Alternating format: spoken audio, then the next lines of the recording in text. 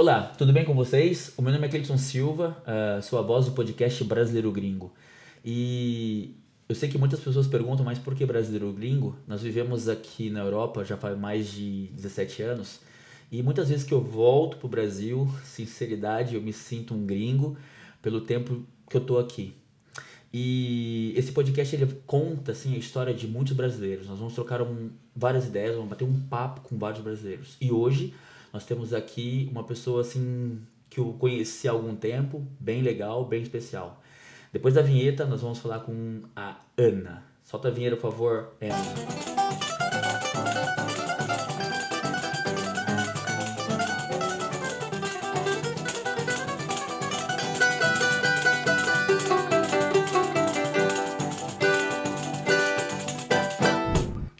Valeu, Enzo. Então vamos lá, pessoal. Hoje eu tô com a Ana. Eu quero que ela fale o sobrenome dela, porque eu tô com medo de falar. Não sei se eu vou falar do jeito francês de falar. Ana, muito obrigado por você ter vindo aqui no podcast. Obrigado mesmo. Imagina, é um prazer estar aqui. Oi, gente, tudo bem? Bom, meu sobrenome, na verdade, ele é italiano. Ana Carolina Dal Colmo. Certo. Que vem do norte da Itália, de Trento. Nossa, gente. Só que o problema não é nem a pronúncia, eu acho que as pessoas erram muito na hora de fazer a grafia. E aqui você é Dal Como, ou não? Dal Colmo. Ah, é? Dal Como? Dal Como. Dal Como, isso aí. Não é, porque tem um acento, Sim, né? tem o L também, vai lá pra cima. Tá bom, vamos lá. Ana, que lugar você sai do Brasil pra vir pra cá? De Vitória do Espírito Santo. Então você é capixaba. Eu sou capixabíssima. Que legal. Raiz, nascida e criada lá. Beleza. Me fala uma coisa. Quanto tempo você vive aqui em Paris? Eu cheguei em setembro de 2017, então tem quase 5 anos. Quase 5 anos de Europa. De Europa. Você veio direto pra cá? Vim direto pra cá. Nunca tinha pisado na Europa. E Nunca. foi... Cheguei aqui sem conhecer ninguém, sem falar francês, sem saber nada. Tá bom, vamos entender mais isso aí. Calma. Ó, por que você veio pra cá?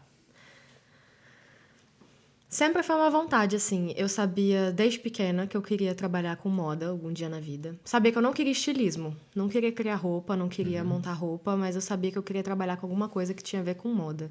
Naquela época não tinha muitas opções, né? O leque de moda era mais restrito. Aí eu falava, eu vou trabalhar na Vogue. Vou trabalhar em revista. Isso com quantos anos você pensava nessas coisas? Cara, já muito pequena. Muito pequena. Eu lembro que com uns 5, 6 anos eu já falava que eu queria vir morar em Paris. Eu nem sabia que Paris era uma cidade. Se era um país, se era um continente. Eu falava, eu vou morar em Paris. E eu vou trabalhar com moda.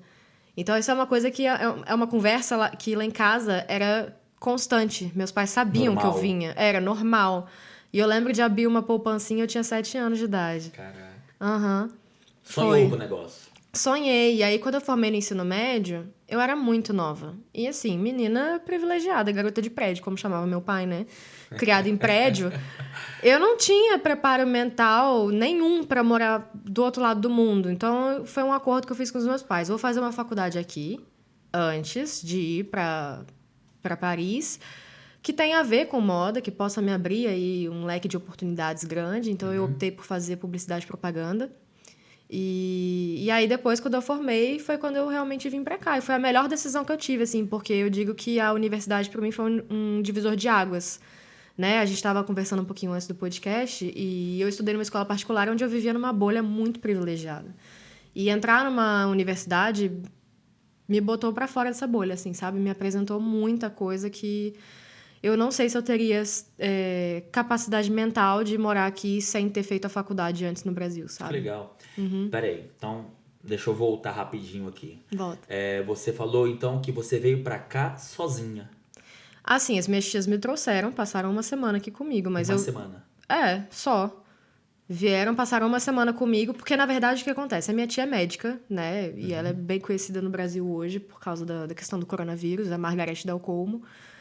E todo ano tem o Congresso Mundial de Medicina, que é geralmente na Europa. Então, cada ano é num lugar diferente. Neste ano, ele era em Milão. Então, a gente passou uma semana em Milão, eu, ela e minha outra tia, que é minha tia Beth. Minha tia estava no congresso e eu ia turistar com a minha tia Beth. E aí, elas já conheciam Paris, já vieram várias vezes antes de eu vir para cá. Então, elas resolveram aproveitar, né, que calhou de ser na mesma época do congresso, Viemos as 3 e elas me deixaram em Paris. Passaram uma semana comigo, me ajudaram a montar a minha casa, né? Porque eu cheguei num estúdio que já estava alugado desde quando eu estava no Brasil. Certo. A gente alugou ele, mas eu cheguei nele vazio, né? Então, assim, eu que sempre tive moça que trabalhava na minha casa, nunca tive que lavar um copo na vida, sabe? Não sabia nada. Então, óbvio que elas vieram me trazer. Mas passaram uma semana aqui comigo, tá bom, beijo, tchau. Pronto, você fechou a porta, é você por você, seja o que Deus quiser, é isso aí. Tá, então peraí, deixa eu tentar entender assim o raciocínio todo. Não vou usar patricinha, então... Pode usar, porque era mesmo, pode falar porque era. Então sai totalmente com sonhos todos na malinha. É. Porque você queria vir pra cá. Eu, 2 malas de roupa e só. Você trabalhou pra ir, você fez sua poupança, como você falou. Sai e vem. A tia te traz, beleza, entra aí, chega aqui na França. Eu já falava francês? Não, inclusive fiquei muito tempo sem falar francês. Tipo assim, eu fiz 6 meses. Vamos lá. Na escola, eu estudei numa escola super privilegiada, então eu fiz 1 ano de francês na escola na 7ª série. Só que da 7ª série até pós-faculdade é muito tempo. Então eu não lembrava, né? E depois, quando eu decidi, eu formei em 2016, dezembro de 2016, e eu cheguei aqui em setembro de 2017. Então, nesse períodozinho que eu estava no Brasil antes de vir para cá, eu fiz francês na UFES, Universidade Federal do Espírito Santo, 6 meses. Mas eu comecei do básico de novo. Eu falei, não, eu vou começar do zero de novo, porque eu preciso aprender o básico. Mas assim, sabia pouca coisa, sabe? E aí vim pra cá estudar numa escola internacional. Eu fiz mestrado de moda e comunicação no Instituto Marangoni, que é uma escola italiana, mas que tem aqui em Paris também. E eu estudava inglês com pessoas do mundo todo, que também não falavam francês. Então, o meu único contato com o francês era no dia a dia. Certo. Que não significa muita coisa também. Porque, por exemplo, você vai no supermercado, tem o caixa automático, que você não interage com nenhum ser humano. Certo. Museu também você não interage com nenhum ser humano. E, assim, meu primeiro ano aqui, eu não tinha amigos. Eu só tinha os colegas de sala, que ficavam na sala mesmo, porque ninguém saía depois da aula. Então, por muito tempo eu não falava francês. E aí, depois que eu formei no meu mestrado, aí eu passei o ano de 2019 inteiro estudando francês. Entendi. Né? Fazia aula de manhã e foi aí que eu comecei a realmente desenvolver. E acho que na pandemia também, por causa do TikTok, eu comecei a treinar mais. Porque eu também não tenho muitos amigos franceses. Não tantos quanto eu gostaria de ter, né? Porque por trabalhar sozinha e tudo mais, acaba que os meus amigos franceses são amigos que foram apresentados a mim por outros brasileiros. Entendi. Então, assim, como eu pratico relativamente pouco, na pandemia, o TikTok me fazia escutar francês mais. Porque pela geolocalização, ele me apresentava conteúdo francês. Claro. Então, mesmo eu estando em casa e não falando com ninguém, o meu francês, ele despontou, foi aí. Entendi. Foi quando eu finalmente me dei conta de falar, eu falo francês. Que legal. Agora, beleza, você já foi lá pra frente, vamos voltar. Volta. Você chega aqui, você não falava nada, e os perrengues? Porque assim... Mesmo que tenha toda a interatividade, você não precisa muitas vezes falar com as pessoas, tipo, uma hora você se perdeu no metrô, teve que perguntar pra alguém, mesmo falando inglês, eles não falam muito inglês, a gente sabe como funciona. O que foi difícil pra você com a língua? Cara, eu acho que eu não diria nem que foi muito difícil com a língua, porque eu dei uma sorte do caramba que eu tenho 2 melhores amigas que já moraram em Paris. Entendi. Então, elas me ensinaram muita coisa. Eu lembro que foi muito fofinho. A minha melhor amiga, quando eu vim pra cá, ela me deu um caderninho de presente e ela escreveu as frases mais comuns que eu ia precisar no mercado, no museu, etc. Ela me deu esse caderninho. Então, por muito tempo, eu andei com esse caderninho. E escrevendo coisas básicas, de tipo assim, quanto custa? Como faz pra achar o banheiro? E ela fez bonitinho pra mim, sabe? Do jeito que você fala, inclusive, porque você escrever e você lê, não tem nada a ver. Não, então assim, eu tive essa sorte de ter pessoas que já viveram aqui, que podiam me ajudar. E outra, eu acho que perrengue com a língua não teve, até porque do lado da minha casa tem um Franprix. Quem trabalhava lá, né? Que é o mercado. Quem trabalhava lá era um português. Nossa, então... Então, tipo assim, era muito raro eu realmente passar perrengue com a língua. Entendi. né? Eu acho que os meus perrengues foram mais dessa vida de patricinha, de aprender a viver sozinha. Era um momento muito complicado pra mim, que era primeiro aprender a gerenciar uma casa sozinha. Segundo, lidar com a distância de família e de amigos, porque era eu por eu, não tinha ninguém pra fazer nada por mim. Calma. A gente vai entrar daqui a pouco no lado emocional e da sua Não, família. totalmente. E o terceiro era fazer isso tudo enquanto eu estava fazendo o mestrado, porque mestrado também não é uma coisa fácil de fazer. Então, assim, foi uma chegada assim, tipo, gata, se vira. Pegou a patricinha, jogou no mundo e falou, vai. Faz aí. Entendeu? Se vira. Então vamos lá. Por que eu perguntei dos perrengues? Porque eu acho que a maioria dos brasileiros que estão aqui, quase todos, nem todos eles têm a mesma sorte ou a mesma raiz, se é que eu posso usar essa palavra, que você. Tipo, eu, por exemplo, cheguei aqui, eu tinha um caderninho também, mas que eu escrevia. Eu ouvi alguém falar como, sei lá, como a gente fala bonjour, porque você lê bonjour, mas se escreve não uma é coisa, exatamente, não tem nada a ver. Eu tenho experiência do tipo, eu vou pra cidade de Bayeux. Mas quando a gente vai ler a cidade de Bayeux, não tem nada de Bayeux lá. Tem Bayeux. Mas você sabe, uma coisa que foi fundamental pra mim é que quando eu tava na escola, na 7ª série, quando eu fui aprender francês, meu professor chamava Diego. Adoro ele, inclusive, beijo, Diego, se você estiver vendo. Marca ele depois. Marca ele. Ele foi incrível, porque uma coisa que ele me ensinou que eu acho que muitos professores não ensinam é a grade fonética. Ele escrevia A, E, U, escreve de uma forma, pronuncia de outra. Sim. Ele fazia o equivalente. Ele te dava a junção de A e I, vai dar E. O nosso E. Ele fez essa grade, foi a primeira coisa que ele ensinou. A primeira. Legal. Então, assim, eu podia não saber... Mas você conseguia ler. Eu podia não saber formar frases na minha cabeça, mas eu sabia ler e pronunciar as coisas muito bem, desde o início. Entendi. Graças a ele, porque foi a primeira aula. Eu nunca esqueço, foi a primeira aula, ele falou assim, decore isso daqui, porque isso vai salvar a vida de vocês. E realmente salvou. Teve essa facilidade. Então, vamos lá. Você é a filha, papai e mamãe, que saiu do Brasil. E, assim, como que foi chegar aqui, o dia que as suas tias te deixam, fecham a porta, passa 2 dias, você não fala com ninguém, você não vê ninguém, e aí? E, assim, pelo que eu entendi, logo chega a pandemia.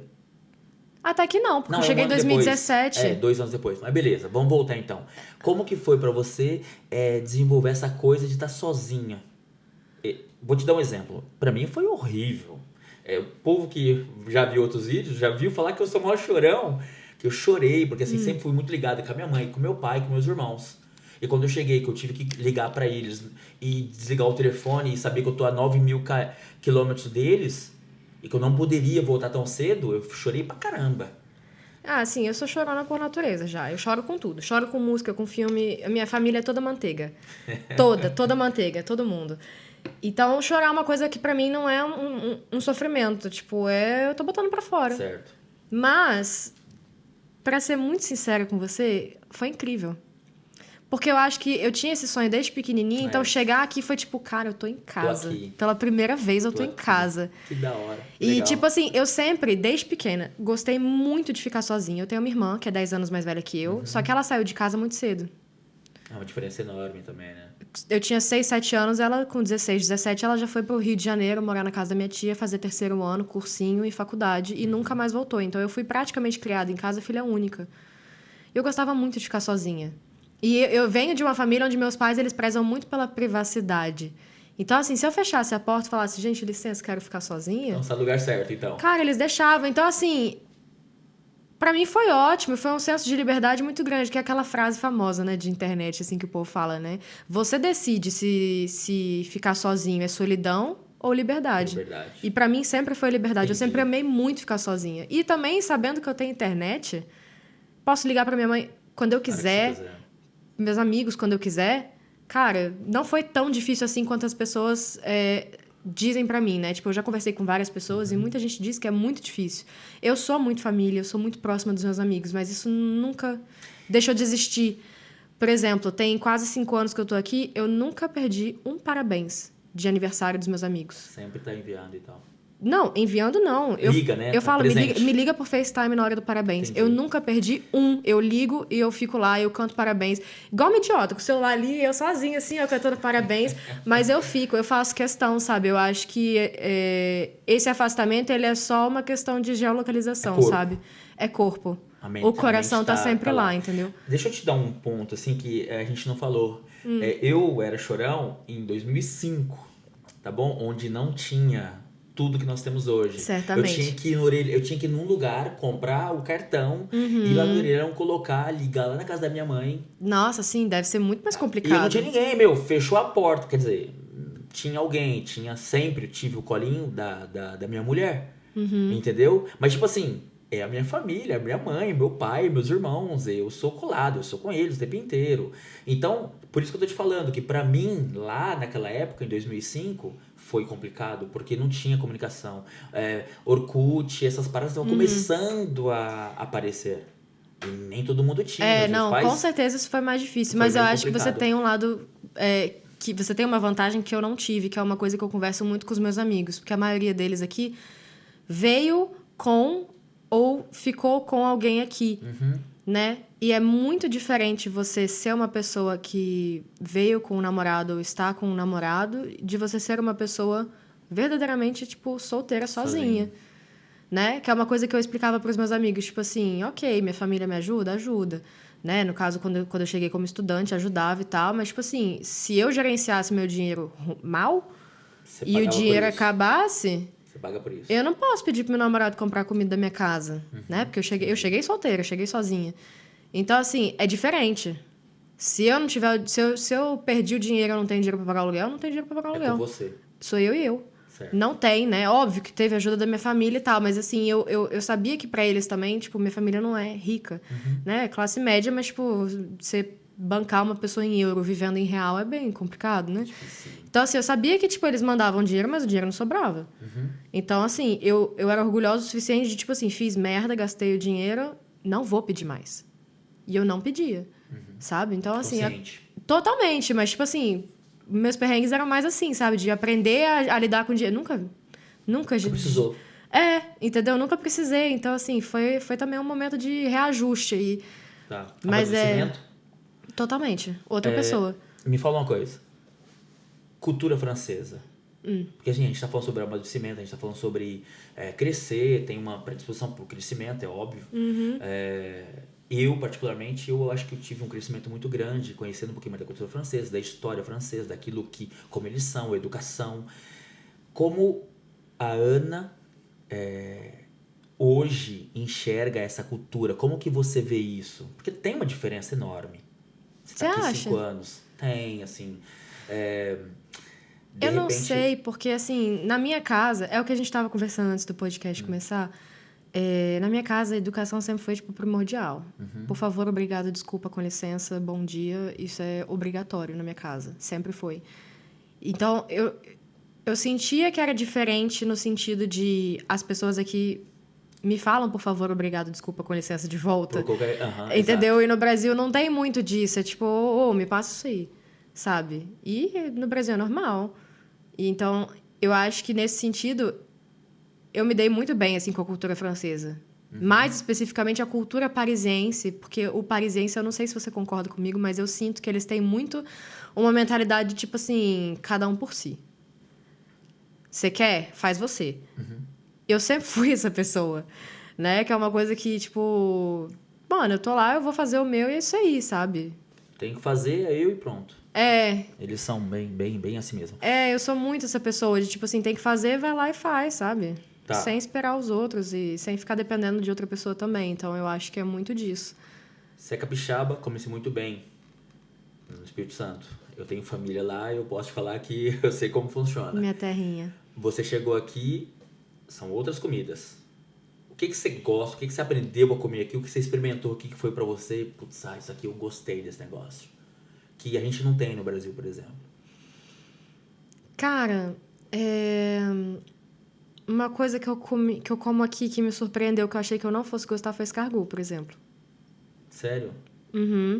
Mas, tipo, de novo, eu venho de uma família classe média. Então, no Brasil tinha restaurante de comida francesa e eu acabava experimentando por lá mesmo. Então, apesar de eu nunca ter pisado na Europa antes de me mudar pra cá, não teve muita coisa que foi novidade, assim, chocante, né? Porque minha família sempre viajou muito, a gente sempre gostou de experimentar as coisas e tal. Mas É muito engraçado, porque tem muita gente que me pergunta isso no Instagram, por exemplo, tipo, comida que você come aí é muito diferente da daqui. Eu falo, não, porque eu tô na minha casa e sou eu que tô fazendo a comida, né? Então, tipo assim, geralmente eu como muito macarrão, eu como muitas coisas que eu gostava de fazer. Não de fazer, né? Porque eu não sabia fazer nada antes de eu chegar aqui, mas porque eu gostava de comer no Brasil. Entendi. Então, acaba que como você mora sozinha, ninguém aqui come almoço e janta no restaurante todo dia, né? Muito pelo contrário. Quando a gente vai, é um evento quase, né? Ainda mais eu, estudante, na época, com a grana limitada ali, eu não comia muito fora. Então, assim, esse choque, ele não aconteceu. Foi uma coisa muito gradativa, de, tipo, ir ali, aqui. E minha família vinha visitar também. Quando minha família vinha visitar, eu ia para restaurante com eles, eu comia e tudo mais. Mas já estava muito habituada. Agora, uma coisa que eu achei que eu fosse gostar muito e que eu não gostei tanto foi o tartar. Eu já tive também. Porque a gente tem restaurantes muito bons em Vitória de comida libanesa.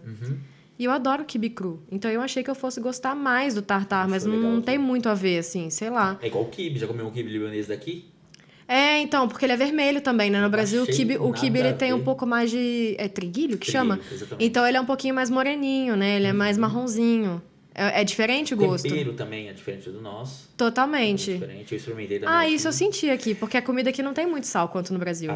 Vamos Mas lá. hoje eu já acostumei com isso. Isso. É legal isso, porque assim, ó, os meus filhos, eles estudam, né? E eles comem na escola. E a gente nota que a comida, é claro, porque nós fazemos em casa, mas a comida que mais eles preferem, eu sou brasileiro, eu cozinho em casa, é sempre a comida nossa, por causa do tempero. Aqui, você vai comer um frango, às vezes, em algum lugar, você sabe que ele vem só com a água e você coloca o sal por cima. E você que se vire. Eu tenho uma experiência muito doida, assim, a avó da minha mulher, nós fomos pra Saint-Malo, não sei se... Desculpa, pro Mont Saint-Michel.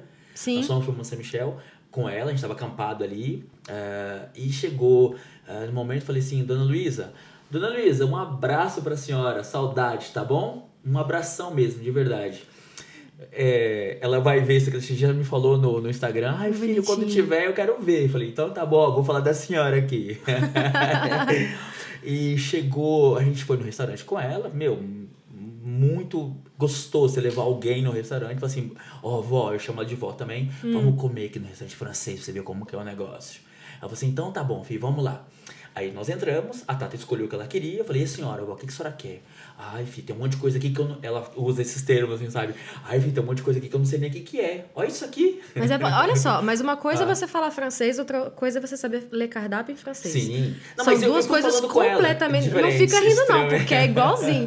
É difícil mesmo, tá? Não, até no Brasil, porque tem umas coisas que você não traduz. Aí eu ficava tipo, mas o que é isso aqui? Traduzir esse negócio. Entendeu? É difícil mesmo ler cardápio. Eu ia traduzindo pra ela. O que a senhora quer? Olha, eu acho que eu vou querer esse frango mesmo aí. Tadinha. Só que eu já conheço, né? A gente tá aqui há um tempo já. Eu falei assim, isso também faz um tempo também. Falei, Dona Luísa, olha só, vai vir o frango. Sabe quando você despela? Não é despela, é descalda ele, escalda. Vai vir aquilo, ela é italiana, de origem italiana. Então, tem uma mão boa pro negócio. É lógico. Ela cozinha muito bem. Falei, vai vir um frango só. Eu não vou pedir esse frango aí. Ai, filho, eu quero esse, eu só quero frango. Esse monte de coisa que você falou, eu não quero nada disso aí, não. Tudo bem. Tá bom. Aí veio o frango, água quente. E o sal você que coloca. Ela ficou, tipo, meu Deus. Então, essa diferença, assim, na cultura, outras coisas que a gente aprende a comer, tem coisas maravilhosas. Mas é engraçado também, né? Aqui. Porque, tipo, a gastronomia francesa é referência mundial, né? É patrimônio tombado, inclusive. E a gente, tipo, sai do Brasil e vem aqui e acha tudo muito sem tempero. Mas, Ana, né? Então, nós assim, não sei. temos uma cultura, eu vou usar um termo muito vai. de rua. A gente enche o bucho, Ana. Os caras não. Você acha que não? Porque, por exemplo, a mãe do Max veio visitar a gente e uma coisa que ela falou que eu nunca tinha reparado, mas quando ela falou, eu reparei. Que ela falou, cara, os pratos aqui são super bem servidos. Porque a gente tem essa mania de achar no Brasil, né? Que quando a gente vai para restaurante chique, é só aquelas coisinhas pequititinhas. E não é. Não é. Você come muito aqui. Inclusive, uma coisa que é super diferente é que a pizza aqui é uma pizza desse tamanho para uma pessoa. Quando no Brasil a gente pede uma pizza grande pra dividir em várias. 4 ou né? 3, Então, eu acho super bem servido. Eu acho que a gente enche mais o bucho aqui do que no Brasil. Sério? Total. Eu acho não. Eu acho assim, a nossa É porque comida... a gente tem o PF, né? Então, e outra coisa. Eu não sei se você percebeu. O Enzo caindo da minha cara. O nosso... No podcast, eu acho que foi com quem? Cara, acho que foi com o Cássio que eu falei isso. Será que foi com o Cássio? Eu acho que foi. Se não foi, me desculpa. Meu, você vai de férias pro Brasil, o que a dona Luísa, por exemplo, faz, que é a avó da minha mulher ou a minha mãe? Arroz, feijão, macarrão, carne.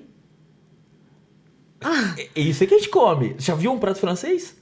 Tem a carne aqui que ele vai comer. E a batata frita. Tem a batata frita e tem um pouquinho de legume. Acabou. E pão. Quando você não quer batata frita, você pega o pão. É verdade. A gente, eu tô te falando. Mas não sei se é porque a gente veio de cenários diferentes, mas nunca na minha vida eu botei arroz, feijão e macarrão ao mesmo tempo num prato. Você é rico, né, velho? Nunca que isso aconteceu, tipo, não, sabe? Não, mas depende do cenário, depende muito assim. Eu acho, Entende? porque, não sei, no meu cenário eu não vi Sim, isso. de repente Mas uma coisa já. de encher o bucho é que a primeira vez que eu voltei pro Brasil, depois que eu já estava morando aqui, meu único pedido foi, me leva numa churrascaria agora. E eu comi, porque a carne daqui é diferente. Não adianta falar que a carne daqui é boa como no Brasil, não é.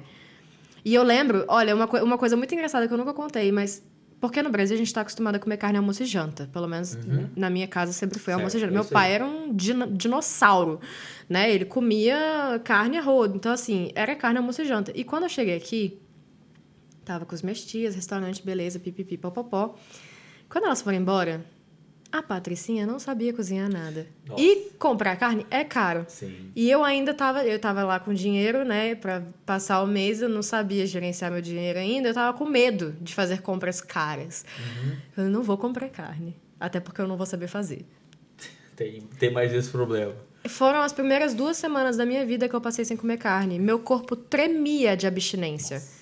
Quase que virou vegana. Eu não sabia que era por causa disso, mas meu corpo tremia. Que doido. Até 2 semanas depois, quando eu fui, tipo, num restaurante, eu botei o primeiro pedaço de carne na minha boca de novo. Meu corpo parou de tremer na hora. Eu falei, gente, que bruxaria é essa?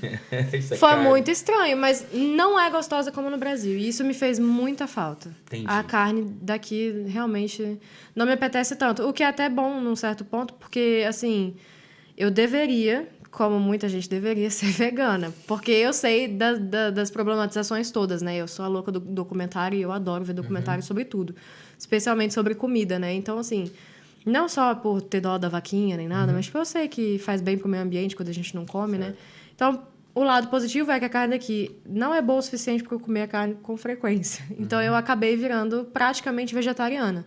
Que legal. De carne vermelha, ou branca mais usado. Não, na minha casa não tem carne. Sério? Nem frango. Eu já não gosto de peixe.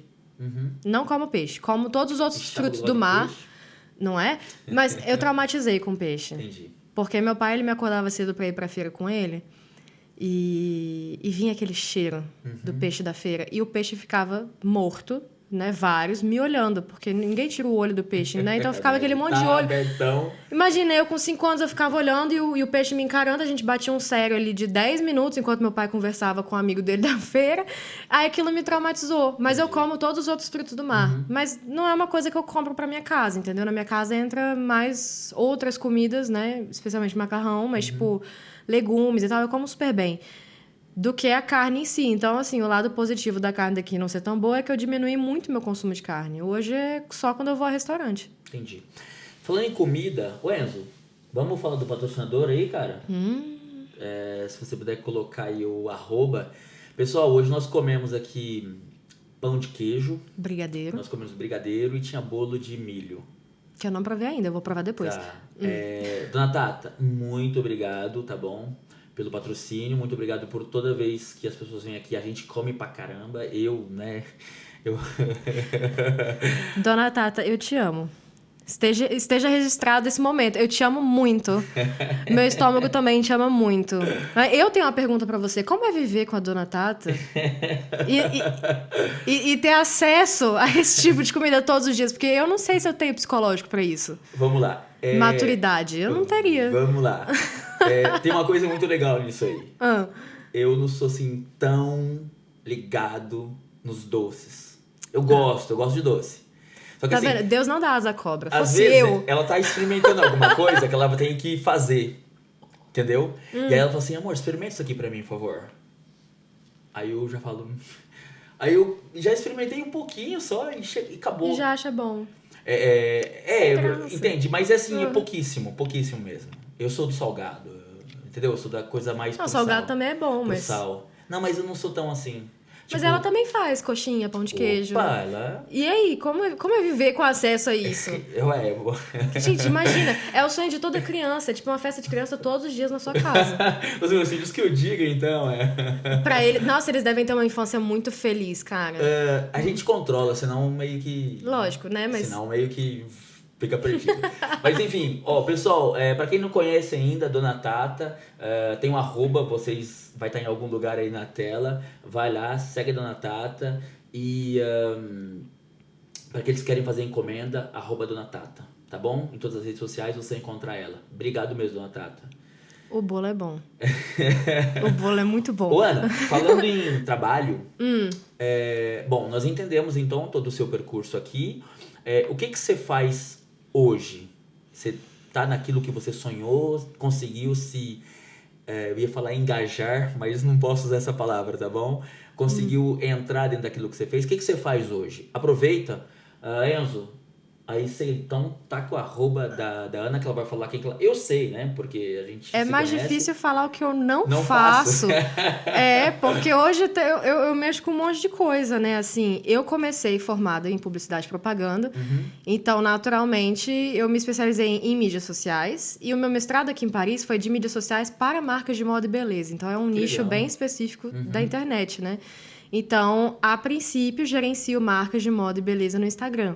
Poxa, que legal. Mas o plot twist que eu não esperava, ninguém esperava, é que eu fosse virar influencer nesse meio do caminho. E também sou redatora para algumas plataformas. Poxa, e quantos, sei lá, quantos seguidores? Eu não sei se é... Enfim, quantos seguidores você tem? Hoje eu acho que 33,1 mil. Que pro Brasil é pouco, né? No Brasil a gente tem blogueiras... 100 mil, 200 mil, 1 milhão, Mas, não sei assim, quantos milhões. Quanto tempo você tá na coisa? Sério mesmo? Só depois da pandemia que eu comecei. Sério. Mas assim, eu cheguei em Paris, eu tinha 1.000 seguidores. Um crescimento enorme. Bem legal. Não, eu acho que se eu estivesse no Brasil... Seria diferente? Eu teria muito mais seguidor do que eu tenho aqui. Sério? Porque o meu público é brasileiro, não deixa de ser, sabe? Mais de 87% do meu público é brasileiro. Mesmo que seja um público brasileiro que não mora no Brasil, mas é brasileiro. Sim. Né? Então, por isso que eu ainda mantenho a língua portuguesa como principal no meu Instagram. E você solta uns francês de vez em quando ou não? É sempre você tá no... Só quando a marca me pede. Ah, entendi. Tem algumas marcas que me pedem, aí... Ou eu falo em francês com a legenda em português, ou eu falo em português com a legenda em francês. Entendi. Mas eu sempre trago português, porque não tem como eu produzir um conteúdo que o meu público não entende. Entendi. Eu tava conversando com o Enzo hoje e eu até falei pra ele... Aí aqui ainda é bem diferente do Brasil com relação às mídias sociais. Totalmente. A gente usa muito lá. Bastante mesmo. Aqui também usa, mas não as que a gente gosta no Brasil, né? O Brasil, ele é hoje... o segundo maior consumidor de redes sociais do mundo. Só perde para os Estados Unidos. E a gente é muito viciado nessas redes principais, né? Instagram, TikTok. Mas uma coisa que eles usam muito aqui, que a gente não usa no Brasil, por exemplo, é o Snapchat. Usa muito aqui, menos quando lá. o Instagram lançou os stories, o Snapchat morreu no Brasil. Entendi. E aqui ele ainda é muito usado, muito usado. É a legal. rede principal deles, entendeu? Não sabia. Que legal. É um nicho que eu não faço parte, porque eu não dei o saco pra ficar no Snapchat, mas... Ah, é? Mas a galera usa bastante. E é uma rede que o povo usa bastante, acha, inclusive por essa cultura de ser um pouco mais discreto do que o brasileiro, né? Porque eu acho que o brasileiro gosta de mídias sociais e gosta de ter muitos seguidores, gosta de aparecer. O francês não. O francês, ele quer ser low profile, ele quer não aparecer. E o Snapchat é uma rede... Escondida. Não é escondido, mas é que, tipo, só mostra... Aquilo que você quer. Pra quem você quer. Tipo assim, é aquilo que você manda uma foto pra pessoa, a foto dura 15 segundos, E acabou, some. e ela some e nunca Certo. mais se vê, entendeu? Não tem registro. O Snapchat não tem um feed, não tem um Certo. registro de nada que você fez, entendeu? É, tipo, é tudo muito temporário mesmo, que é ali do momento e pronto, passou. Engraçado, até parece eles, né? Eles não ficam muito igual a gente, não, total, mas é a né? personalidade deles, Exatamente. entendeu? Que eu acho que é... Eu não acho nem que é melhor ou que é pior, eu acho que é só a característica mesmo deles. E faz total sentido, assim, quando você para pra pensar. Tá bom. Ô, Ana, voltando então no seu trabalho, você quer falar com alguém, você quer deixar um recado, você quer fazer uma propaganda, quer vender o peixe, como é que é? Me contratem, me contratem. Eu acho que eu sou boa no que eu faço porque eu já trabalhei em agência, sendo contratante de influencer, e hoje eu sou influencer, então assim, eu jogo pros dois lados. Entendi. Então, eu acho que a minha formação me ajudou muito a entender, assim, como que tudo funciona e o que cada um precisa, né?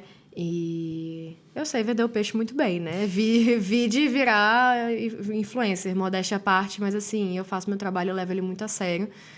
E precisar aí, marcas de alguém para gerenciar o Instagram, me chama. Ou quiser mandar também produto para fazer uma publi, também me chama. É isso aí. Muito bem. Ô, Ana, a gente falou um pouquinho dos franceses. Como você vê os franceses? Como você enxerga eles? Tipo assim, tem uma mística, tem uma coisa assim, tipo, eles são um povo difícil e tal, é complicado, principalmente o parisiense, que não tem muita paciência. Eu ia falar isso agora, você tá me perguntando, mas a minha perspectiva é total de parisiense. Que é pas du tout a mesma coisa do que os franceses do resto da França, né? Então, assim, a minha experiência é realmente só com parisiense mesmo. Como você enxerga eles? Eu gosto muito deles, eu aprendi a amá-los. Legal. Eu entendo que eles são muito rabugentos, reclamam muito, e que nem sempre eles são as pessoas mais bem-humoradas do mundo. Faz parte da história, inclusive, deles, né? Mas eu aprendi a levar isso numa boa. Antes eu me doía, sabia? Tipo, a pessoa vinha de mau humor assim, me tratava mal, eu ficava tipo, poxa, mas... Por quê? Por quê, sabe? O que eu fiz? E eu brasileira, sorridente, sabe? Eu sei que eu sou tímida, mas assim, eu sou super simpática quando eu vou falar com alguém, especialmente em serviço. Imagina, você vai pedir alguma coisa pra alguém, você vai ser absolutamente educada, óbvio. Especialmente eu com a minha barreira linguística, porque na época eu também não falava francês muito bem, né? Então eu meio que tinha que ganhar ali, conquistar a pessoa na simpatia. Falar, olha, desculpa o meu francês, eu não falo muito direito, mas, né, eu tô aqui tentando. Tipo, você pode fazer não sei o que pra mim?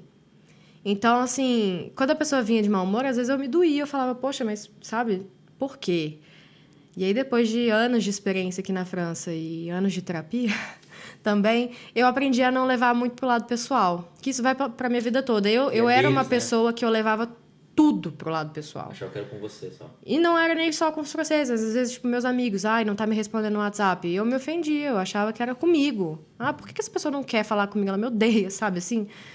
Eu tinha essa coisa, né? Então, assim, acho que eu fui evoluindo para entender que nem tudo é pessoal. As pessoas, o mundo não gira ao seu redor. Tem momentos. Tem momentos, tipo, a última coisa que eu vou pensar hoje é que a pessoa não tá me respondendo de propósito porque ela não quer me responder. Ela tá no trabalho dela, tá ocupada, tá fazendo outra coisa. Hoje eu entendo isso, mas antigamente eu não tinha essa maturidade. E aí, com os franceses era a mesma coisa, porque eu me doía. Hoje eu já aprendi a amá-los do jeitinho que eles são. Então, tipo, eles vêm me tratar mal, eu fico rindo. Eu falo, eles são assim mesmo. Paciência, sabe? Tipo, passa. Foi comentado nesse podcast aqui, com outra pessoa, e eu vou repetir isso, que é exatamente o que você tá falando. É saber quebrar o gelo que vai vir do lado dele. Saber, já te mostrar quem você olha. Eu não falo muito bem, no começo, né, no nosso caso. Olha, eu não falo muito bem, você pode me ajudar? Aí a pessoa já sentiu aquilo. E quebra qualquer um. Mas eu acho que é um pouco disso que tá faltando no mundo, sabe? Assim, porque as pessoas... porque o francês é super mal educado. Não.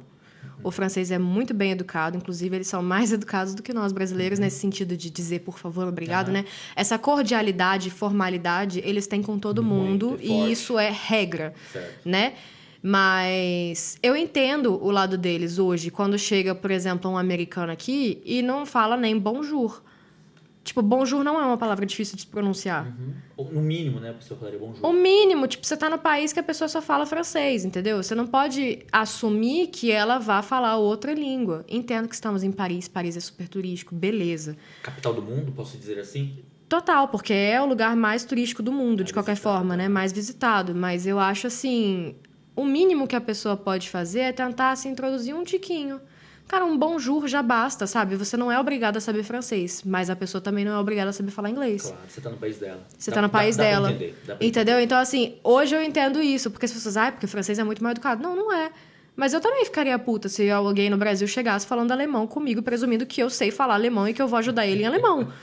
Não sei, sabe? Eu ia ficar tipo, gato? Não, não é assim que funcionam as coisas, entendeu? Então hoje eu entendo muito disso. É que falta um pouco de empatia do turista também, de chegar aqui, cara, você tá... Tentar o mínimo... Gente, bonjour não é difícil de falar. Bonjour, I don't speak French. Acabou. Tipo, é o suficiente pra você começar uma conversa e a pessoa não ficar com ódio de você, porque você não sabe, tá presumindo que ela fala inglês ou qualquer outra língua que seja. Exato. E agora me fala uma coisa, olha só, a minha experiência com os franceses é bem interessante, porque assim, eles criaram alguma coisa sobre os brasileiros, no geral. Eles adoram os brasileiros. É verdade. Isso é comigo, né? Eu trabalho em uma empresa muito grande, então as pessoas falam... O meu chefe, ele fala, eu tenho um brasileiro que trabalha aqui comigo. Olha que doido. Como os franceses te vê, a Ana, como eles veem você? Aqueles que você tem o contato, claro. Boa pergunta, eu vou perguntar pra eles. Mas você já sentiu eu acho que eu nunca perguntei dia-a-dia? pra eles. Mas assim, uma coisa que eu posso te dizer é... Vamos lá, cheguei solteira, como disse. Obviamente que uma maneira de eu treinar o meu francês também era em aplicativo de encontro, né? Mas eu, como mulher, eu tenho que te dizer que, assim, somos muito adorados, mas a mulher brasileira, em especial, é muito sexualizada ainda. Claro. Né? Então, essa era uma dificuldade que eu tinha quando eu cheguei aqui, porque os caras achavam que ia me encontrar no primeiro dia e ia lá transar com todo mundo. Que tava fácil. E não é bem assim, entendeu? Então, mas... Assim, as pessoas na rua que eu tenho contato, tipo, no mercado e tal, perguntam, de onde você é? Sabe? E aí eu falo brasileiro, eles, é por isso que você é simpática, sabe? Então, é outra história, assim. Mas os meus amigos franceses, eles gostam de mim, espero. Mas eles me foram apresentados pelo Max, por exemplo. Que é um amigo meu, mas, tipo... São duas energias diferentes, né? Porque o Max é muito mais extrovertido do que eu. E quando... Eu acho muito legal falar isso. Quando eu os conheci, eu não falava francês. Sim. Eu lembro que eu conheci o Max e o Thibaut ao mesmo tempo. E por muito tempo, eu olhava pra cara do Thibaut e eu falava, bonjour, ça va? E era tudo que eu... acabava ele aí. Das palavras, já complicou. Morria aí. Mas eu digo que o Thibaut e o Alain, que também é muito meu amigo, são responsáveis por grande parte do meu francês. Eles tiveram muita paciência comigo, porque, tipo, eu falava pro Max, eu falo, cara, eu adoro eles. Eu entendo tudo que eles estão falando, eu só não consigo responder. Eu quero muito dia poder... Interação. Não muita. Você entendia, mas eu falava pro Max, eu quero muito poder conversar com eles. Tipo, conversar mesmo, bater um papo, sabe? Ter repertório pra poder falar as coisas que eu quero falar pra eles, sem ter que ter o Max como intermediário, ou ter que apelar pelo inglês. Porque o Alan fala inglês muito bem, né? Thibaut também entende, então eu acabava às vezes falando um inglês ali. E o Max também foi muito responsável disso, porque ele falava, não fala inglês. E ele falava pros meninos, não responde ela em inglês. Aí, tipo, forçaram ali e eu consegui. Eles são muito responsáveis, assim, pela minha... Mas eu acho que, por eu ser um pouquinho diferente do Max, né? Não deixa de comparar, né? Claro. Porque são os meus amigos franceses, os primeiros que eu tive aqui. E o Max vem do Nordeste, que é um outro lugar. Eu venho do Sudeste. Temos cenários completamente diferentes e personalidades também diferentes, né? Apesar de tudo. Então, assim... Não sei dizer, eu vou ter que perguntar a eles e voltar aqui pra te contar, porque... Mas eu acho que me veem como uma pessoa brasileira mesmo, simpática, sorridente, porque sempre fui. Porque, como eu não tinha o que falar pra eles, eu só ria. Era bonjour, ça va, eu abri um sorriso e era sobre isso. Mas é bem isso mesmo, é isso aí que eu enxergo, assim. Como, né, eu já tô desde 2009 aqui na França, porque eu fiquei um tempo trabalhando com empresa portuguesa, então eu tenho conto 2009 que eu cheguei aqui, e 2010 que nós viemos para cá e se instalamos verdadeiramente na região parisiense. E eu lembro que quando eu ia para os lugares, eu não conseguia falar francês, é impossível. Para mim, a língua francesa, eu nunca vi bonjour na minha vida. Eu ouvi do bonjour, oui e merci no Brasil. É isso que eu tinha ouvido. Aí eu cheguei aqui, aprender tudo, me comunicar. E essa nossa simpatia, essa nossa coisa que nós passamos, essa que você falou, a gente falou no começo, essa coisa gostosa que a gente passa pra eles é muito legal. Que é da energia. Isso. Porque assim, por isso que eu sempre faço a pergunta para as pessoas, como eles veem você? Porque, eu olho pra mim e tem francês que fala assim pra mim, ei, o que você tá fazendo aqui, cara? Sério, muitos. Principalmente, quer ver? Eu tenho um amigo que ele foi pro Brasil várias vezes já. Toda vez que encontra ele fala assim, Cleidson, cara, vai embora. Olha esse lugar. Tem uma coisa... Os franceses falam isso pra Sim. mim também. Porque, tipo assim, eles falam, de onde você vem? Eu falo, Vitória. E na hora que eu pego o Google e eu abro uma imagem de Vitória, eles falam assim, por que você foi embora? É o paraíso, né? Vitória é tipo um mini Rio de Janeiro. É lindo. É uma ilha cheia de mar, cheia de... Sabe? Pô, é lindo. Não tem como, sabe? Eles falam assim, por que você foi embora, sabe? Você tá aqui nesse moquifo de Paris. Porque, bom... francês parisiense que mora em Paris, ele claramente, né, fala mal da cidade. Sim, odeio. Como a gente, né? A gente aprendeu a falar mal de Paris também, né? Antigamente a gente idolatrava, a partir do momento que a gente passa a morar aqui, a gente começa a reclamar também, se sente no direito. Eu vou te contar uma coisa rapidinho pra gente passar pra outra coisa. Quando eu cheguei, eu lembro que tinha uns amigos meus que falaram, a gente vai comprar casa, mas a gente vai lá, tipo assim, a 50 quilômetros de Paris. E eu não entendi, o cara tinha que acordar mais cedo, pegar um trem, ir até tal lugar, e daquele lugar pegar o carro e vir pra cá trabalhar. Nossa, é muita força de vontade. Não consigo entender isso. Eu tô aqui. Eu quero comprar uma casa lá longe também agora, entendeu? É doido. Você passa a vir, você passa a entender. Você acha que isso tem a ver com a quantidade de tempo que você passou aqui? Porque eu moro no centro de Paris e eu adoro. É que assim, tem várias coisas, Ana. Ainda, né? Então, tem várias coisas que começam... Tipo assim, eu tenho os meus filhos... vai pesar isso aí um pouquinho, entendeu? O trabalho, o dia a dia, você trabalha ali, você trabalha entre aspas, né? Você tá em casa, você sai dos seus eventos, tá tudo ali. Tipo assim, a gente tem que ir de manhã pegar a Periferique, que é a Radial Leste, sei lá como a gente pode falar, igual no Brasil. Você pega as ruas, o engarrafamento é complicado. Quem não tem paciência, tem um amigo meu que já não aguenta, mas ele fala pra mim, cara, eu não aguento mais dirigir no lugar, eu quero ir embora daqui. Mas dirigir em Paris é ó. Você tá entendendo? Então, tipo, tem essa coisa, eu dirijo todos os dias lá. Eu vou de manhãzinha e volto à tarde. A minha paciência, beleza, eu sou baiano, então... E não compensa a metrô? Você acha que... Não, porque pra os horários não... é mais complicado. Entendi. E eu preciso do meu carro, entendeu? Eu rodo o tempo inteiro com o trabalho que eu faço, que não é só esse, eu rodo o tempo inteiro com o meu carro. Então, da empresa que eu tenho, eu preciso. Aí é o seguinte, por isso que eu te perguntei essa coisa.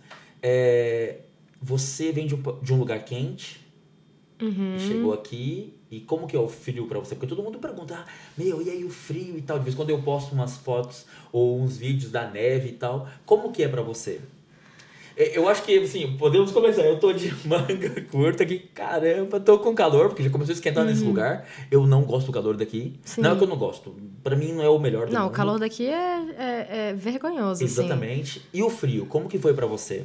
Adaptação. Vamos lá, contexto. Eu cheguei em setembro. Setembro é ótimo.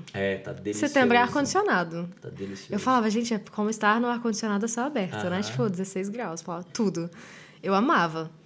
E aí, né, minhas tias foram embora e tal. Outubro, mês da chuva. Novembro, ruim. Dezembro, pior. Janeiro, pior ainda. E aí, quando voltou, tipo, quando chegou março, abril, que o tempo voltou a abrir, assim, eu falei, eu tava deprimida. Você é do sol, então?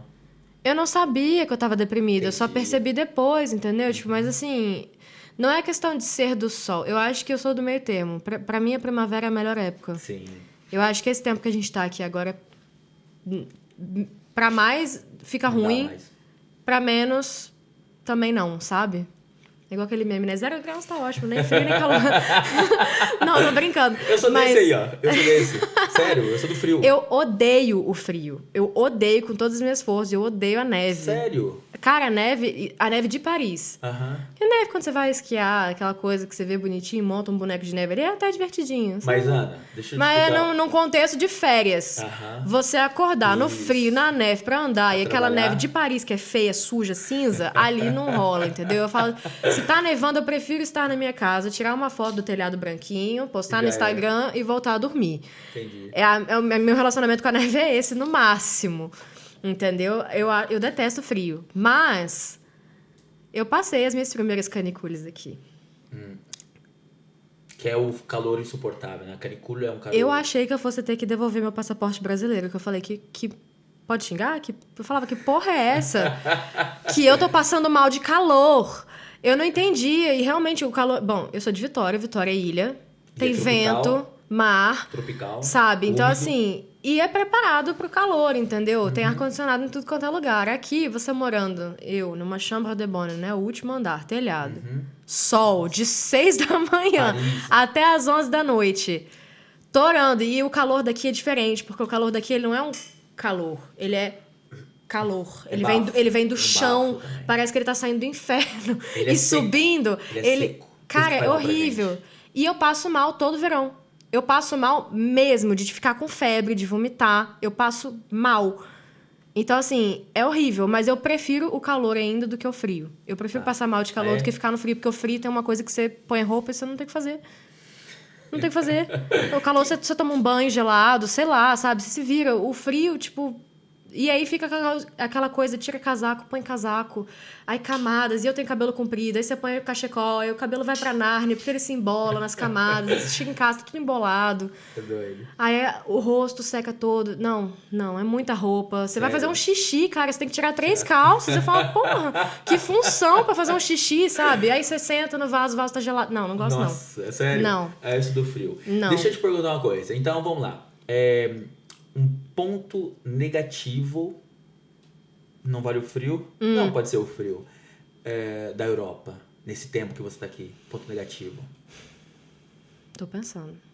É pergunta difícil isso, Nada. porque eu até falo isso na terapia, assim, sabe? Tipo, quando você se muda pra cá, você perde muita coisa. Mas a gente bancou essas escolhas, eu e você, porque a gente ficou. Certo. Tem gente que não banca, resolve ir embora. E tudo bem, não tô julgando, não acho que é ruim, não. Cada um. Mas, assim, nada na Europa é tão negativo que tenha me feito querer voltar pra casa. Entendi. Então, eu não consigo pensar em alguma coisa que eu fale assim, cara, ruim. Isso aqui é ruim. Não, eu não consigo pensar assim. Eu diria que uma coisa que é diferente, não necessariamente ruim, porque a gente acaba acostumando com isso ao longo do dia, do dia a dia, mas um medo que a gente tem aqui que não temos no Brasil é terrorismo. Ah, verdade. E eu cheguei aqui pouco depois do Bataclan. Eu senti um pouquinho na pele. Eu senti um Entrar pouquinho. no metrô e dar aquele desespero. Sabe a primeira Você não vez que eu sabia me o que vai toquei de terrorismo? Ah, Eu estava andando. Eu estudava no UITM, né? No 8. Eu estudava pertinho da Champs-Élysées, então vira e mexe eu ia pra lá. Um dia, eu andando lá, e tipo, a Champs-Élysées lotada, lógico. Um dia, uma menina gritou. Ela viu um rato na rua, ela gritou. todo mundo já entrou em pânico. Todo mundo começou a correr. É, verdade. E eu demorei pra assimilar, gente, mas tipo, a menina viu um rato. Só que, óbvio, que ninguém viu que ela viu um rato, né? E eu tava na frente dela, eu vi. Mas todo mundo começou a correr. E eu fiquei, tipo, o que tá acontecendo? Aí eu comecei a perceber que o medo daqui é diferente do medo do Brasil, né? Eu costumo dizer que o medo que a gente tem no Brasil é muito particular. A gente tem medo de ser assaltado. Sim. De alguém apontar uma arma na sua cabeça. Carro, saída de banco, essas coisas. Totalmente. É um medo particular, entendeu? E aqui o medo é coletivo. Entendi. E eu achei isso muito diferente, assim, sei lá. Deixa eu falar uma coisa, assim, para os brasileiros que estão ouvindo a gente, e muitos não sabem, ou aqueles que não têm filhos, por exemplo. As crianças treinam, sabia? Ah, aqui também? Eu sabia nos Estados Unidos. Não, aqui tem o dia de treinar. Se, por exemplo, tocar o alarme, o que eles têm que fazer? Ah, eu não sabia. Sim, os meus filhos treinam, eles têm que ir, o professor fala, todo mundo quietinho ali embaixo de tem um lugar certo que eles vão, ficam ali todo mundo quieto, ninguém se mexe, ninguém faz nada. Mentira. E se tiver acontecendo alguma coisa, você não tem direito de ir na escola tirar o seu filho da escola. E aí? Enquanto não acabar. Por exemplo, deu um problema perto da escola de terrorismo. Tem uma pessoa porque sequestrada. você imagina a quantidade de pai querendo chegar. Exatamente. Não, total. Vira uma coisa total. E eles treinam isso. Eu não dia sabia. desses, as crianças chegaram, minha filha tem 4 anos e treina isso. Eu sabia disso dos Esse Estados lado aí. Unidos, mas por causa de Não. tiroteio na escola, né? Que lá acontece aqui muito, as crianças mas. treinam também isso aí. Mas por causa de terrorismo. Passada, eu não sabia. Aí, tá aí. Muitos, eu sei que não sabem, a gente tem os nossos filhos aqui, estudo, então a gente tem essa noção aí dessa coisa, desse ponto negativo que você escolheu. Ana, ponto positivo, o que te dá mais vontade de ficar, permanecer? Porque eu não vou nem perguntar se você quer voltar ao Brasil, porque acho que ficou bem Não, claro, ficou bem óbvio agora. Mas assim, ponto positivo. O que você gosta muito daqui? O que te faz vibrar mesmo verdadeiramente aqui? Bom, duas coisas. A primeira é uma coisa específica a mim, porque Vitória é uma cidade que, apesar de ser capital, é uma cidade muito pequena, onde todo mundo se conhece. E da minha bolha, de onde eu venho, todo mundo é filho de alguém, sobrinho de alguém, fulano de não sei quem. E eu queria muito sair dessa bolha de, tipo, eu sou importante porque eu sou filha de Délio Prats e Rosângela Dal Colmo, sabe? Não queria isso. Caguei se você é filho de não sei quem, sabe? Tipo, e você? Você fez o quê? Você é um fantasma aqui, então. Eu não queria, sabe, ser a sombra da minha família. Nunca quis. Então, eu acho que mudar dali... Mas aí eu acho que, independentemente de eu mudar pra Europa, pra Paris, ou se eu mudasse pra outra cidade do Brasil, isso já seria resolvido, né? Mas, então, isso é um ponto que, pra mim, me libertou muito. E a qualidade de vida daqui no sentido de, cara... Tô a fim de sentar num jardim e ficar lá. Você tá tranquila? Sozinha.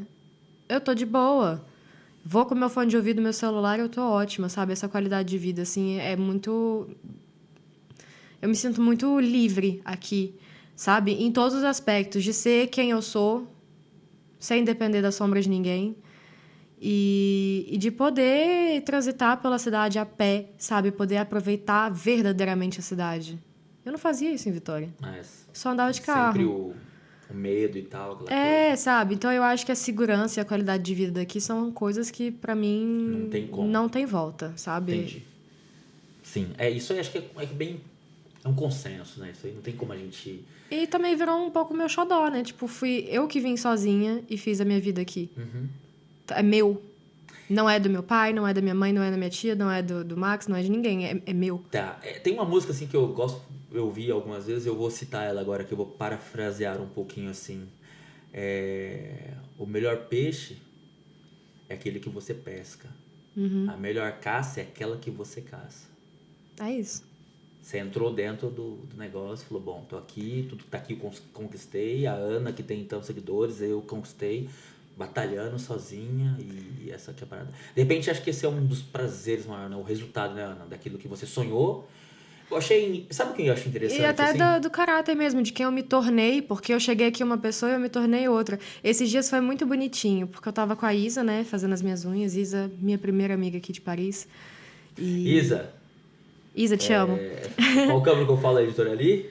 Isa, logo logo tá aí também, tá bom? Pois é, e aí eu tava falando com a Isa, foi muito bonito assim, sabe? Porque eu tenho amigos que compartilham dos mesmos valores que eu. E eu sou uma pessoa que eu torço muito pelo sucesso dos meus amigos. Que legal, isso é bom. E meus amigos também torcem muito pelo meu sucesso. Aí esses dias eu tava falando com ela, e hoje eu sou parceira da Galerie Lafayette, que é uma das maiores lojas de departamento aqui de Paris, né? E ela me acompanha desde que eu cheguei, quase, né? Tipo, eu cheguei em setembro de 2017 e eu conheci ela na metade de 2018. Então, assim, minha trajetória quase que inteira ela acompanhou. E quando eu a conheci, eu ainda era estagiária, não, estudante. E eu falava, um dia eu quero trabalhar na Lafayette, mesmo que numa loja, sabe? Como lojista mesmo, vendedora. Vou entrar numa, sei lá, Prada da vida e trabalhar lá como vendedora da Prada, para começar a subir lá dentro de uma empresa, sabe? Vou entregar, eu falava para ela, vou entregar meus currículos, vou vendo o que dá, não sei o quê. Aí eu falando com ela esses dias de alguma coisa, de uma publi que eu ia fazer pra Galeria Lafayette, ela encheu o olho d'água, foi muito bonitinha. Ela encheu o olho d'água, ela falou assim pra mim, Ana, você lembra quando você falava pra mim que você ia trabalhar para a Galeria Lafayette? Olha onde você chegou, que você trabalha com a Galeria Lafayette. E aí eu fiquei pensando, eu falei, caralho, é mesmo. Que louco, né? Tipo, olha da onde eu vim e olha pra onde eu tô indo, sabe? Tipo, porque eu acho que às vezes eu me cobro muito e eu não paro pra contar as minhas conquistas. Claro, às vezes esse é o problema de quem tá trabalhando, quem tá lutando, quem tá pescando, e ele esquece que... Porque eu tô sempre olhando pra frente. Eu não paro pra olhar aqui agora, tipo, e olhar pra trás e falar, Mas putz... de vez em quando tem que dar uma... Ela me lembrou disso. É isso. Ela falou, você lembra disso?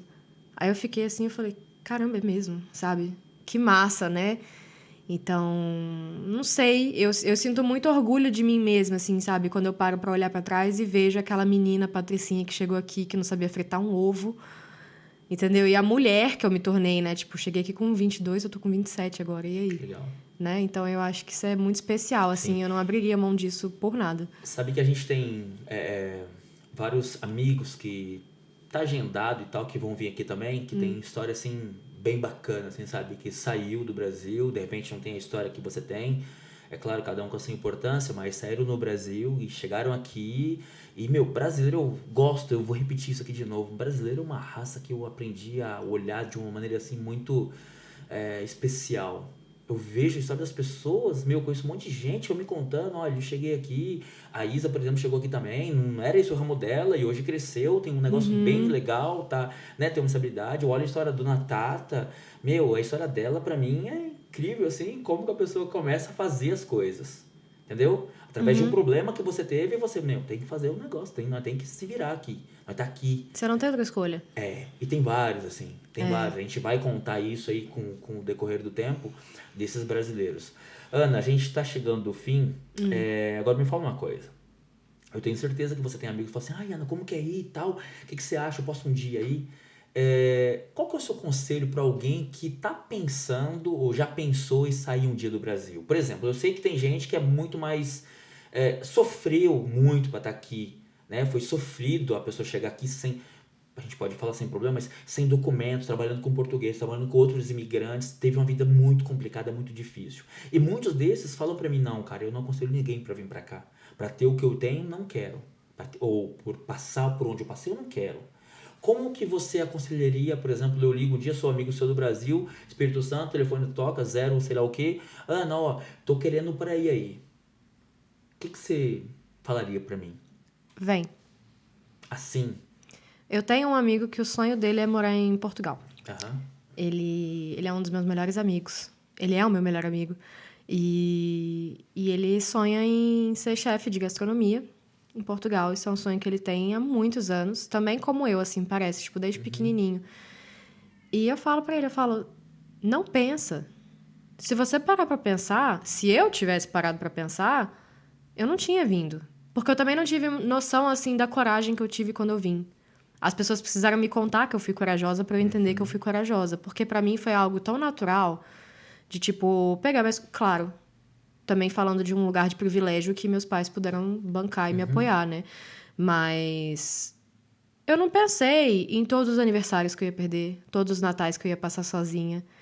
Eu não pensei que eu ia passar um ano trancada em 20 metros quadrados numa pandemia. Sozinha, sabe? Eu nunca parei pra pensar nessas perdas que eu teria se eu viesse. E são muitas, a gente não pode deixar de falar. Você teve alguma perda assim que te machucou aqui e você não podia voltar? Olha, cara, eu perdi meu pai, né? Já morando aqui. Passei um mês no Brasil, voltei. 6 meses depois a minha avó faleceu também. E eu não pude voltar, porque como eu voltei pra ver o meu pai, tava muito cara a passagem. Certo. E minha irmã também mora na Europa, bancar 2 pra ir e voltar 2 vezes em menos de um ano é muita coisa, sabe? E como as passagens pro meu pai foram compradas no dia, elas foram muito caras. Então não tinha a menor condição de eu voltar pro funeral da minha avó. Perdi um tio, eu perdi muita gente. Sim. E não só isso, né? Perder momentos, tipo... amigos se formando, casamento. Família. Casamentos de amigos meus, sabe? Meus amigos, eu tô numa idade que meus amigos estão começando a casar, ter filho. Eu tenho um amigo que acabou de ter filho, eu não posso ver, sabe? Então, assim, são muitas perdas. Eu perdi muita coisa, sim. Mas é o que eu te falei, que eu falava na terapia, né? Ainda vale a pena. Pra mim, ainda vale a pena. Porque se não valesse, eu teria voltado. Sim. É que você teve um objetivo, né? Você tinha uma... Eu costumo falar para as pessoas, ai, Cleiton, o que você acha de eu ir? Eu falo, cara, qual que é o seu objetivo? O que você quer? Grana? Tem isso também, né? Claro. Porque eu vim com um sonho. E eu acho que os nossos sonhos... Bom, se não for pra viver, pra correr atrás daquilo que a gente quer, porque a gente tá vivendo, né? Claro. Então, você tem razão, é isso mesmo. Tipo, tem que ver por que a pessoa tá vindo pra cá. Mas o meu conselho é esse. É curto e grosso. Vem. Não pensa. Porque se você parar pra pensar em tudo que você vai perder, você vai desistir. Eu teria desistido. Verdade. Então, vamos lá, aproveitando. Hoje você tem 28. 27. 27. Fiz 27 em março Tô agora. te dando já um ano a mais aí, tá bom? De graça. De graça, do nada. Obrigada. Eu vou recusar. Tá, deixa pra lá. Ano que vem você me dá. Certo. São 5 anos aqui. Quase 5 anos. Quase 5 anos aqui. Olha só. Essa pergunta é óbvia. Eu sei que você vai responder pelo que a gente falou agora, mas vamos lá, eu tenho que fazer. Achei interessante isso. Hoje, a Ana de hoje faria tudo de novo? Totalmente. Totalmente. Acho que até melhoraria, porque, né? Já sabia todos os atalhos e tal. Não que eu tenha arrependimentos, mas se eu pudesse fazer algumas coisas diferentes, eu teria feito. É? Sim. Como, por exemplo, começar a terapia alguns anos antes. Porque, cara, você pensa... A pessoa vir pra cá, com 22 anos, sem conhecer ninguém, sem falar a língua, sozinha. Patricinha, mimada, sabe? Sempre teve tudo de bandeja. Aprendendo a gerenciar uma casa sozinha. Se vira aí. Fazendo um mestrado, que é difícil, sabe? Lidando com o inverno, lidando com o frio, lidando com outra cultura, estando longe de todo mundo. E aí, nesse meio tempo, ainda perdeu o pai. Entendi. Se eu pudesse, eu teria começado a tratar a minha ansiedade muito antes. Eu tive mesmo antes do meu pai falecer, no mestrado eu tinha várias crises de pânico e de ansiedade. O meu nariz sangrava de estresse, porque... Sério? O meu sangue fervia tanto de estresse que estouravam as veias do nariz e sangrava. É que eu brincava com os meus amigos. É tipo a Eleven de Stranger Things, só que sem o superpoder. Sangrava Só parte ruim da coisa. E era muito curioso, assim, sabe? Porque chegou um certo ponto que eu tava num nível de estresse e ansiedade tão grande que eu ligava pra minha mãe pra desabafar com ela e eu em pânico, crise de pânico, eu tava em pânico. E ela falava, filha, vem pra casa. Tá tudo bem. Tudo aí, Tá tudo bem, você sempre vai ter sua casa, volta pra cá. E eu não tinha um motivo pra ficar. Nenhum. Eu tava ali num momento que eu não tinha nenhum motivo pra ficar aqui. E eu falava, eu não posso. Aí ela, por quê? Eu falei, não sei. Eu sinto que eu não posso ir embora. Mas isso era o seu sonho, Como que eu vou abandonar meu sonho assim do nada? Quer dizer... Mas é porque você imagina, nada, né? Tipo, o meu sonho era estudar moda em Paris. Eu tava estudando moda em Paris, eu estava vivendo meu sonho. Só que muitos dos momentos ele parecia mais um pesadelo do que um sonho. Foi muito difícil. E aí ela falava, filha, vem embora. E aí minha mãe é muito agarrada comigo, ela era doida pra eu ir embora. Óbvio. Ela até hoje fala, filha, vem e volta pra morar comigo. E eu morro de dor no coração de falar pra ela, mãe, eu não volto mais. Eu não volto mais. Você não se vê mais no Brasil. Sério. Meu sonho de hoje é poder conseguir bancar, estar aqui e poder trazer a minha mãe. A hora que ela quiser. Não pra ela morar aqui o tempo todo, porque eu acho que não é da vontade dela, mas, cara, pra ela passar 3, 4 meses aqui todo mãe, ano, quando ela quiser. Pra cá, tô precisando de você aqui. Tem um quarto, sabe? Vem, mãe, tem seu quarto aqui, pode ficar, fica o quanto você quiser.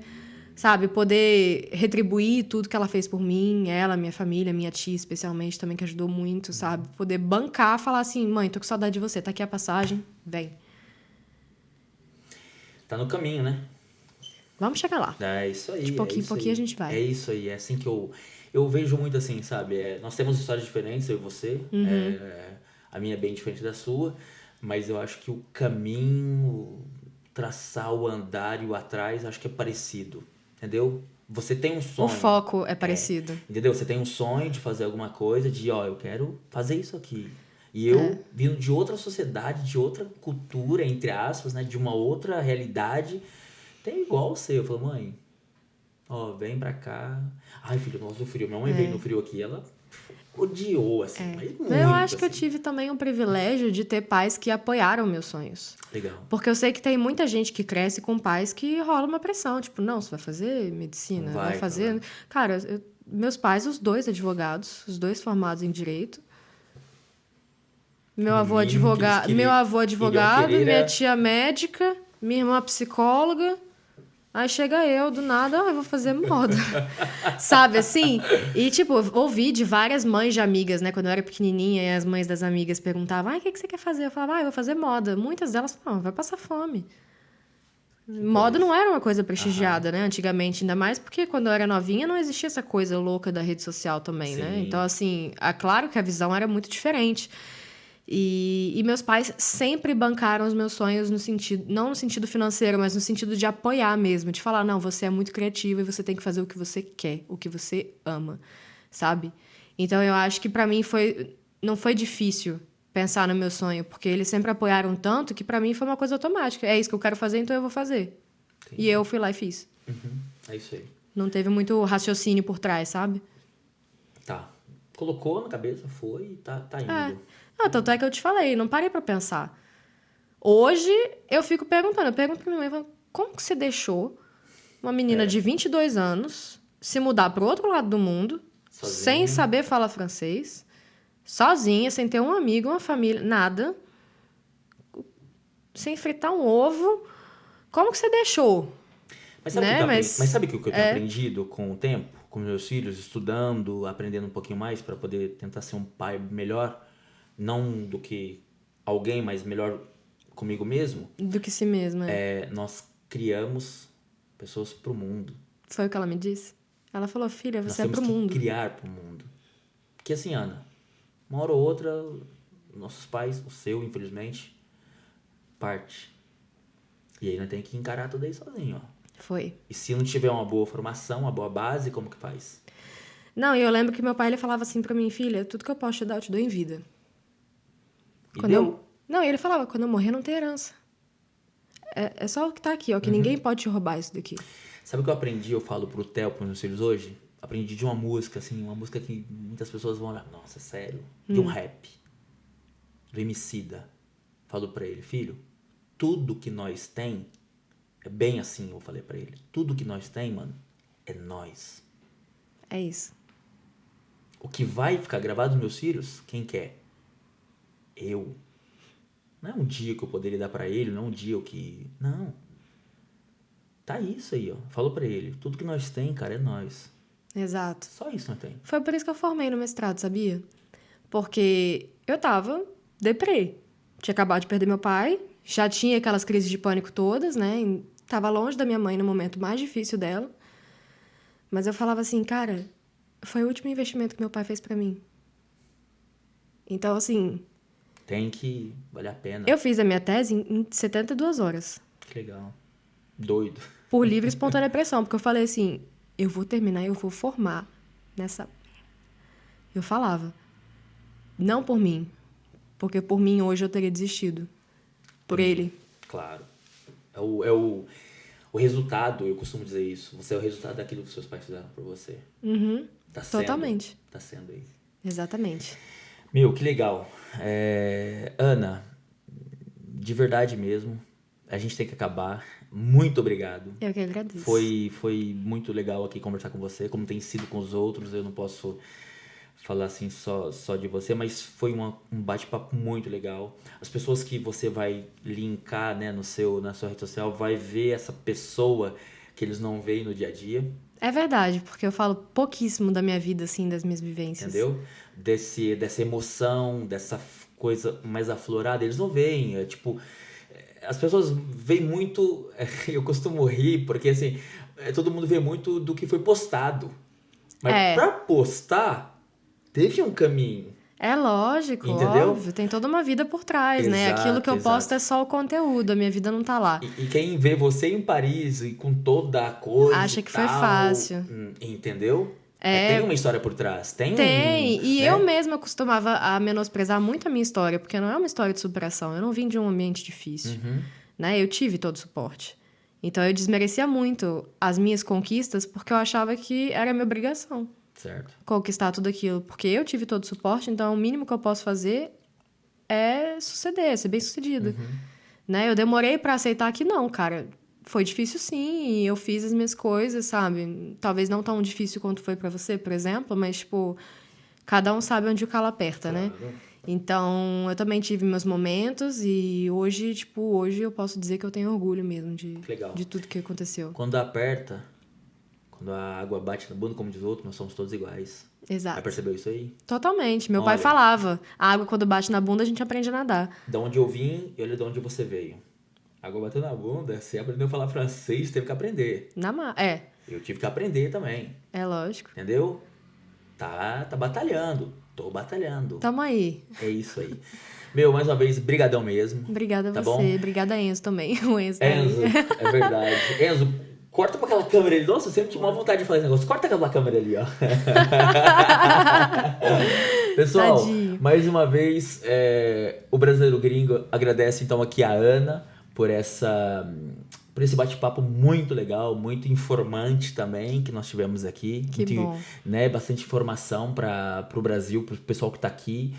Segue a gente nas redes sociais. O meu nome é Cleiton Silva, vai estar aqui em algum lugar. Nós vamos ter outros vídeos, nós vamos continuar sempre fazendo isso, mostrando a história por trás da câmera, porque aqui não tá por trás da câmera da Ana, tá por trás da sua rede, tá por trás de Totalmente. tudo, entendeu? E a gente vai continuar conversando com esses brasileiros, não perdidos, mas que estão por aqui, tá bom? Muito obrigado a todos e vai estar no YouTube, nós estamos no YouTube, no Instagram e no Facebook, tá bom? Pois arrasou. Tchau, gente.